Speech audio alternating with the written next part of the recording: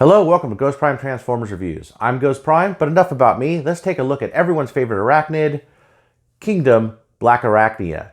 Now, she's a Predacon, and she has a very interesting backstory in Beast Wars. If you haven't seen Beast Wars, I suggest you go to watch Beast Wars, because she is one of the most interesting characters in the entire line.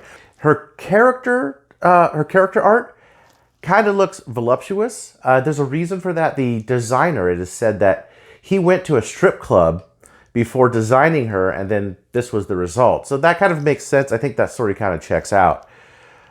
She's a really cool figure and a really excellent character. So without any further ado, let's get to the review.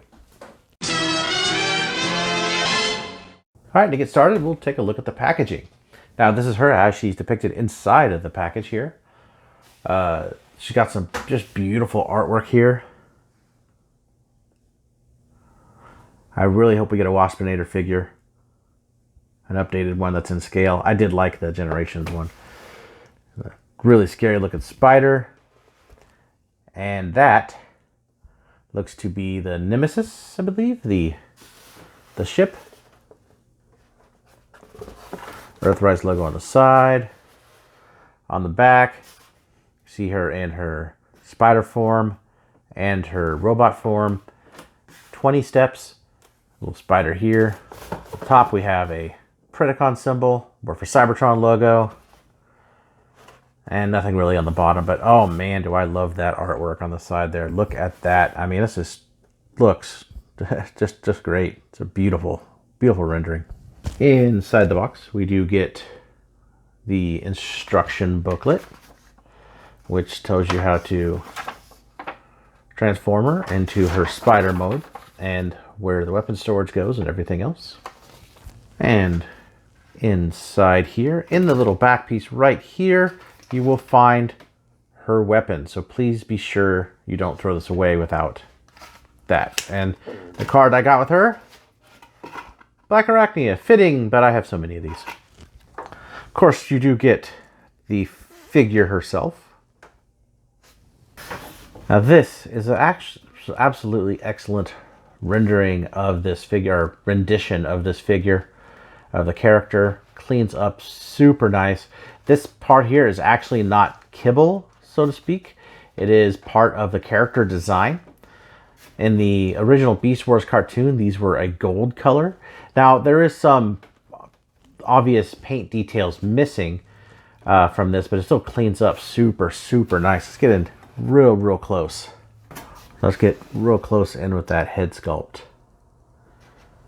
Excellent paintwork. Excellent sculpting. Little Predacon symbol on her collar there. The paint on the chest like we saw in the cartoon, down to her waist here. The stripes on the hands.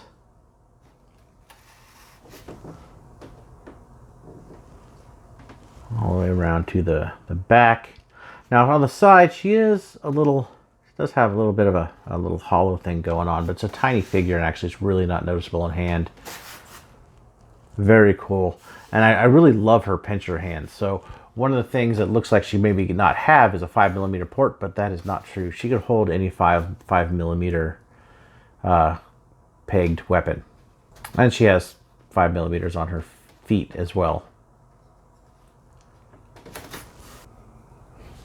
So before we get into articulation, I'll do some comparisons real quick. First, let's compare her to the Legends version. Now mine, very recently, the arm ended up breaking off. And I don't know if that's due to some type of GPS going on or what. I just moved it and it just, the piece right here, just popped right off and broke, which is a shame. Just a big time shame, because I really like this figure. That's how they compare together. I unfortunately don't have her original Beast Wars appearance, but I do have her Beast Machines depiction right there.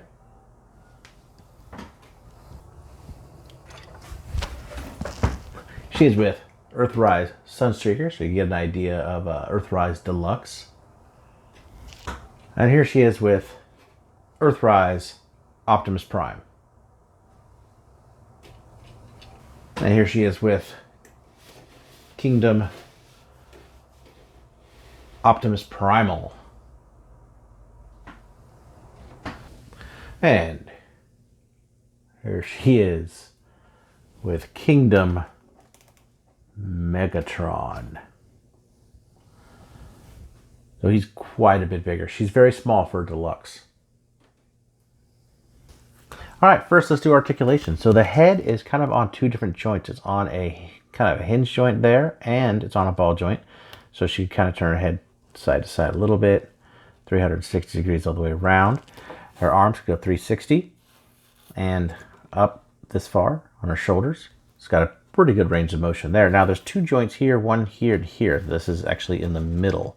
So she could turn here and here. And her at the elbow, she goes about 90 degrees. Her pinchers do not open or close. She has no waist articulation due to transformation, which is sort of a shame, but she has pretty massive range on her hips, out to the side. Not as much on the front. I kind of have to move her out to do that, like that, because of the way this is shaped here. But a lot of range on the knee. Also has these thigh swivels and has ankle front, a little bit back, mostly front, and a ton of tilt for that A pose. Also, if you consider articulation, every one of these is on a single ball joint at the knuckle. So for transformation, we're going to take her backpack first, and we're going to open it up, and then we're going to take this piece out here, like so. This is on a single hinge like this. And then take this piece and open it up so you can actually see it exposes the spider face there from her crotch piece there. So turn the head around. And there's a hole in the middle here that her head could fit through. So you want to kind of put it there like that. And you take her chest. And be careful because there's a little peg in there. And I've had heard reports that it does have a tendency to break. And you take the whole abdomen piece, and you kind of put that over like so. And what you're going to want to do with the legs is you take them up, kind of fold them around like this, and set them into this piece. Kind of fold the knee. I guess one thing we should do first, there's this piece here is on the slide. The shoulders. So move the shoulders up like this, turn them around, press those back in. Kind of gets them out of the way. It doesn't really matter what order you do it in, but it does get them out of the way for the legs.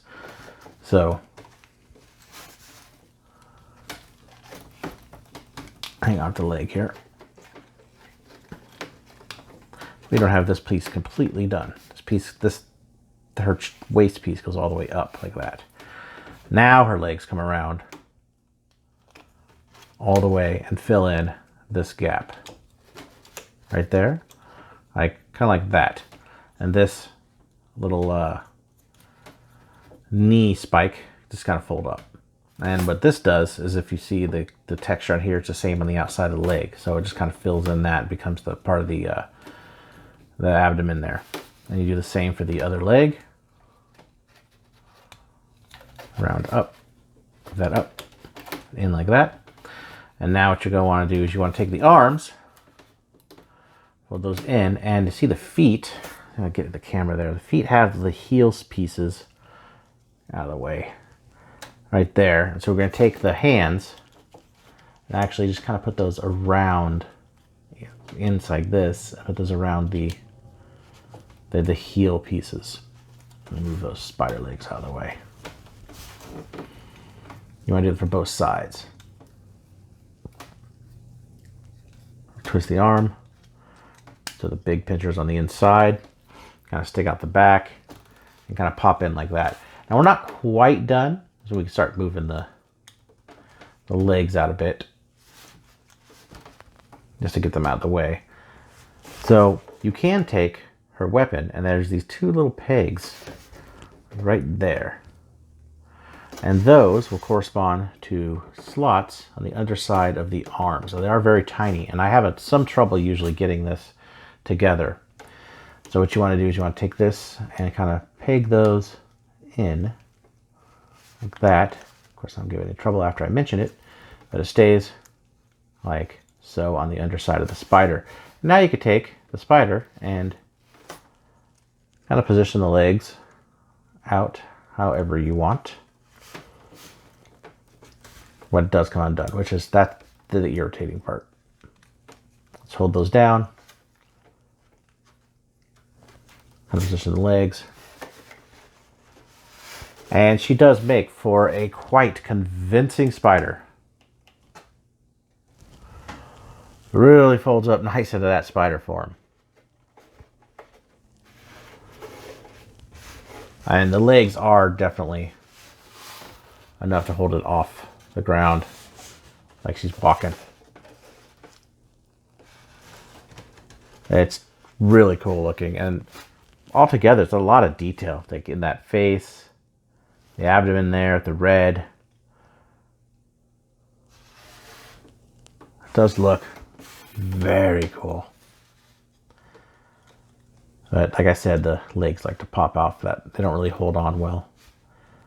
But it looks good. It's a very, very good looking spider mode.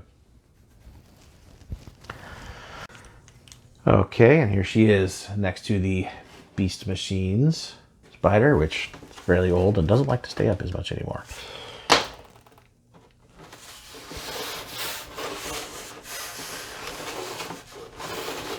Definitely the more realistic of the two.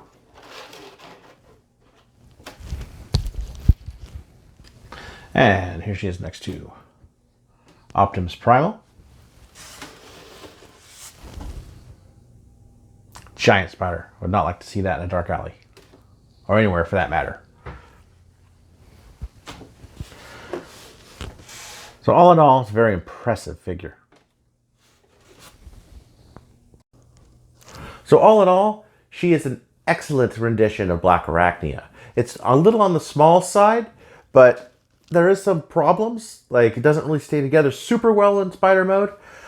When you move the legs, they tend to the arms kind of pop off from the underside. I don't like that, but overall, both modes look excellent. Probably the best spider we've ever gotten in a Transformers line. She is really, really good. The detail on it is excellent.